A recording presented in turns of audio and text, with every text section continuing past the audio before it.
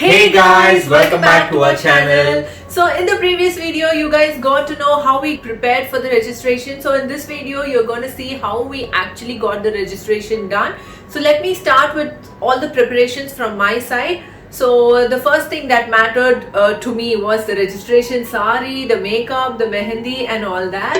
So for the sari, I did not want to spend money on the registration sari because I knew it was only going to be for a few hours and it was simple and we are not going to invite anybody for the registration. So I already had a brand new silk sari with me which was gifted to me. So we only had to stitch the blouse for that. So that sari looked pretty, so I was convinced that okay, let me go for this. It was not really my choice, but okay, I had it with me and we were on a tight budget. And for the makeup, we really didn't have any time, guys. Like, I had to do night shifts in my office, I had to do multiple shifts, and he was completely looking after the house, he was cleaning the house, and most of the time he was cooking for me because I come back home at 11:30 in the night and after that I cannot cook dinner, right? So he used to make dinner, he used to clean the house, he used to go shopping for groceries. So he was also held up with so much of work, I was held up with so much of office work, so we really didn't have time for the registration. She was so sweet. Actually, the dosas I made were like appalam and appad, and she used to like bite that up also, and she used to complain a little bit. No, I used to complain a lot. I used to tell him what other work you have at home, look at the recipes and cook properly, all this. Like, I was a really bad tempered girl back then. But okay, now I've changed a lot looking at him. Got all the patience from him. I'm really thankful he didn't break up with me at that point of time. Thank you, Dan. She was actually sweet. You guys have to understand at that time they go through a lot. She had left home and come. Yeah. And it is not easy, guys. After marriage, even in arranged marriages, you girls know how difficult it is to get adapted to a new life, right? Just imagine us, we just moved out of the house, there are no elders in the house, there was nobody to teach us about anything. It was really hard, it was a struggle. So I had a very favorite tailor in Mylapore. Mylapore was again like 1 hour away from the place we lived, but I told him no, he is my favorite tailor and I want to get my blouse stitched from him. So we went to him and we gave the blouse for the registration sari and he did a very good job. And the thing was, I was totally shocked there. Guys, you'll be surprised at the expenses actually a girl has, because a blouse, to stitch a blouse, guys, just guess how much it would cost. I was like totally shocked. They will actually guess lesser than what I spent. I think for the registration blouse I spent only about 1,500. These days wedding blouses cost more than 5,000, right? Okay, I don't have a sister. My mother stitches from a normal tailor. Maybe I go pay the blouse and collect it and come. So basically my idea was, okay, 200 bucks. Okay, maybe wedding blouse 500 I think bucks. my registration blouse was only about 800 bucks. No, 1,000. No, my reception blouse was 2,500, right? Yeah. Upon the Only stitching charge, guys, we are talking about here. upon the registration blouse was 1,500. only okay. Like, I really went to a very popular tailor in Mylapore, so he charged so much, 1,500, but his stitching will be perfect. If you go to other tailors, maybe they'll charge less, maybe they'll charge more, but he was my perfect tailor. So those of you who know tailoring, This was actually cheap and he was complaining that I was spending so much only for the stitching charge, and I was this tailor shocked would- actually. tailor would Actually. charge him only 100 rupees for a shirt. You want me to wear a shirt for the registration?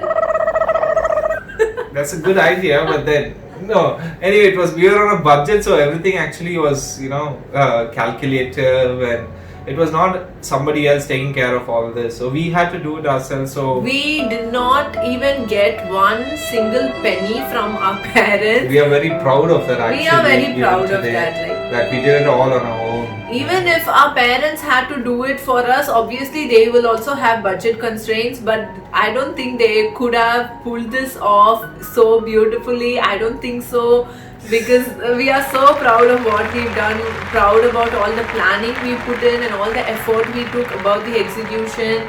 We are so proud. Like there were a lot of others just looking at us going through all this, and they were not willing to help. We did not ask anybody for help, but of course they could have helped us. They didn't want to, get involved and get a bad name because of that. And the worst part was like if we had to take money from someone, it would be a loan and that would have burdened us later. So we did not borrow a penny for our wedding. Yeah. And we actually planned for it. We saved. Planned with whatever we had in our saving. Yeah, whatever we had, and that was a budget.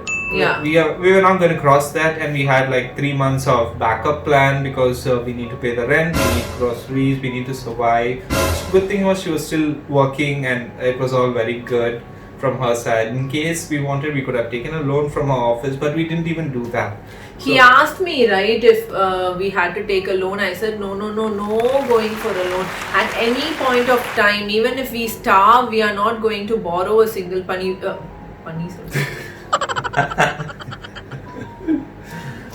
Even if we starve, we are not going to borrow a single penny because, you'll get into that habit, and we totally hate it when people say they borrowed money and all that. So we actually give a lot of money outside, but we never borrow a penny.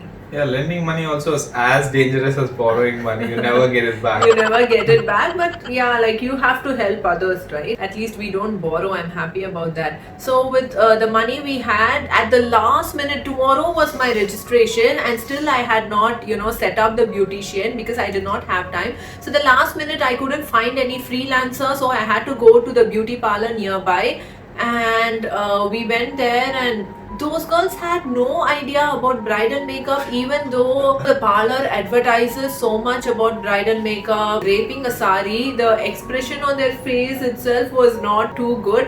I was not at all convinced, I was not at all happy, but I didn't have a choice. And it's very sad actually. I felt really bad on that day because the morning we went there, we were supposed to go and get registered, and she did not have a single female friend with her. I had guys, waiting at the register office, getting some garlands and all that, who came to sign for us. I had a very close friend who's a photographer who had done his course in Singapore, and the friend who gave us the house.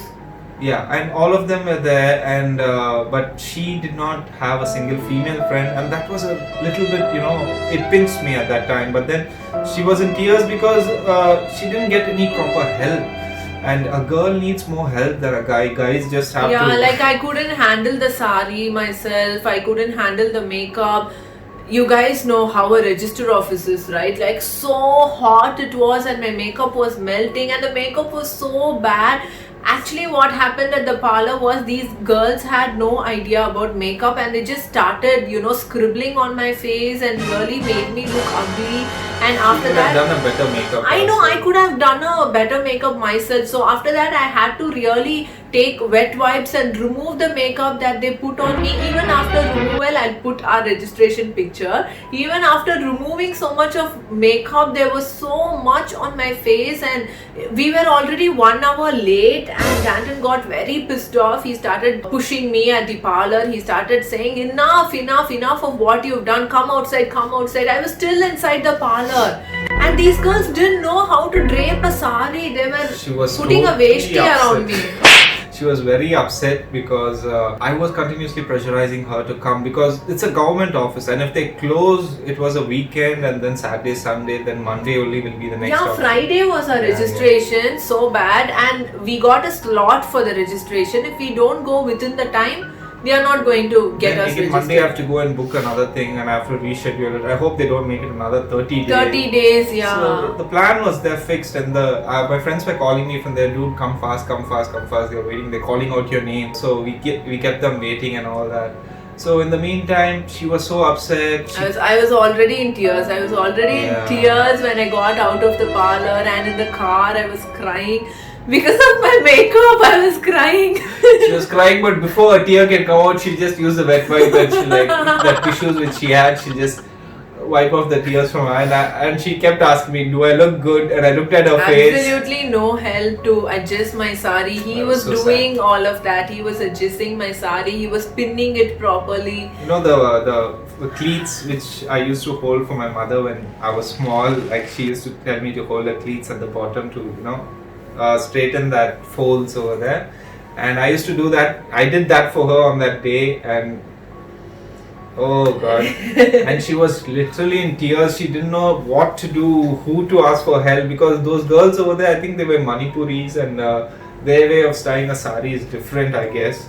So anyways, we went through that and went over there, and she kept asking me in the car all the time, do I look good? Do I look good? I knew I was not looking good.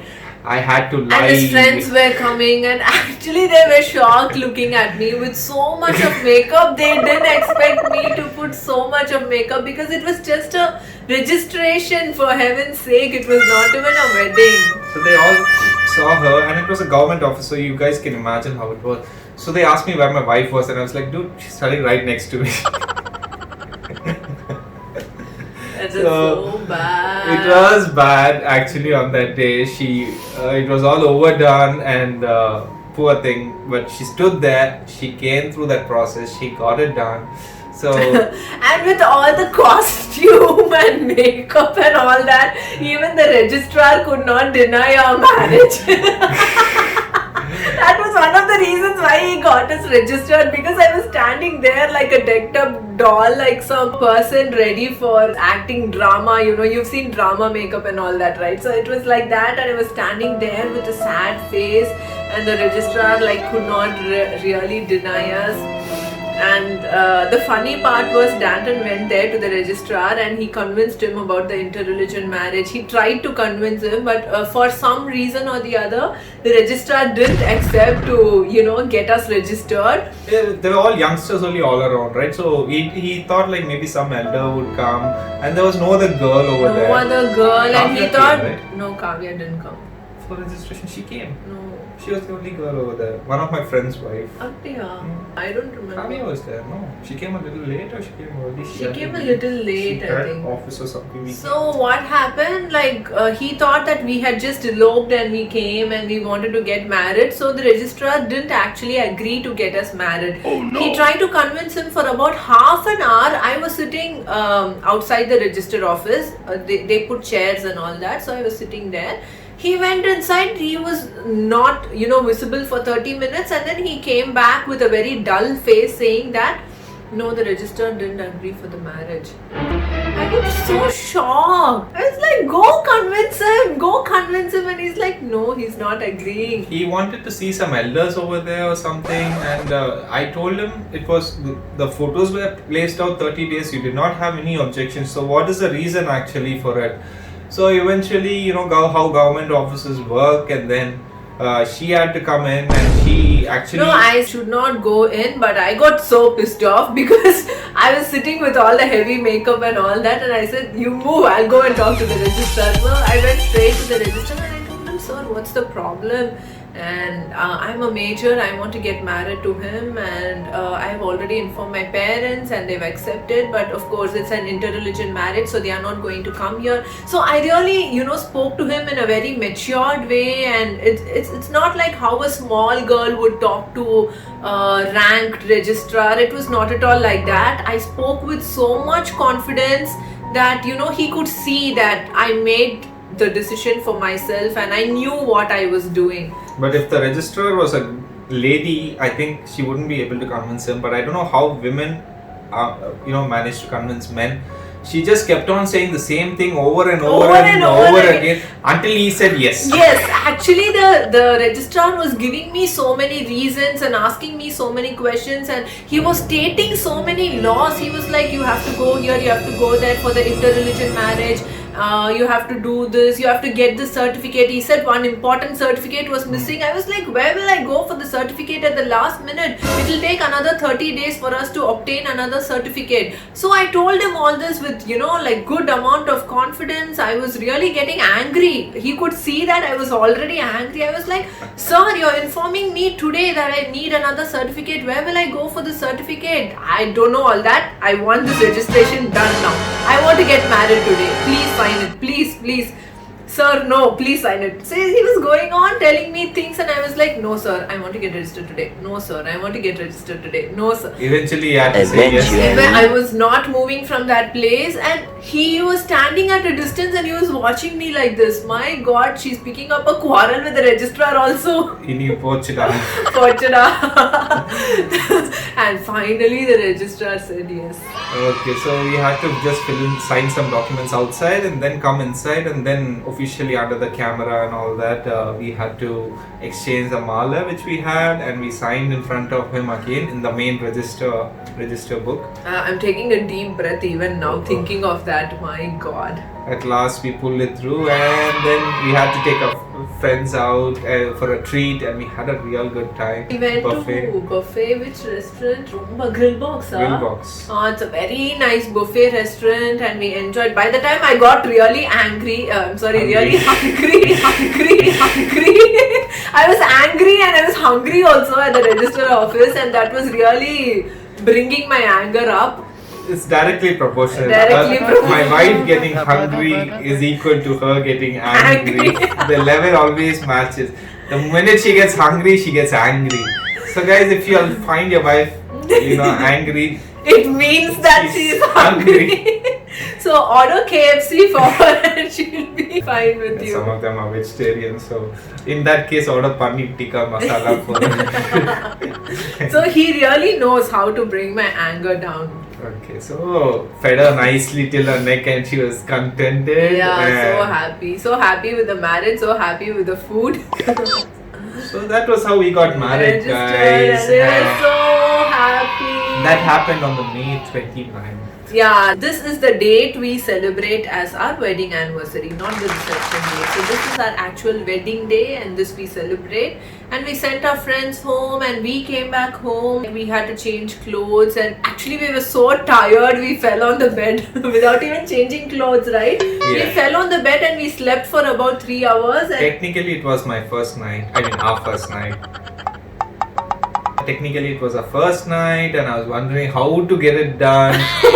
Because we watch a lot of movies, right? Indian movies are like all the petals on the bed and this and that and all the romance and all that, candles and everything. But nothing happened, right? What did you do? So by the time I came, she was like so puffed up and filled to It was afternoon. Yeah, by the time we reached home, it was evening. It was evening, 4 o'clock, and then I didn't even remove my makeup or my dress. I just fell on the bed and we just slept for about 2 to 3 hours. 2 to 3 hours, got up and again had some milk. I think we had milk and we went Because back. we started from our house pretty early, like at 7 o'clock. I had to go to the parlor, and from the parlor I had to go to the register office. So I was so tired, had body pains and all that. Nobody gets their first night on the day of the wedding. I don't know about others, but yeah, I did not.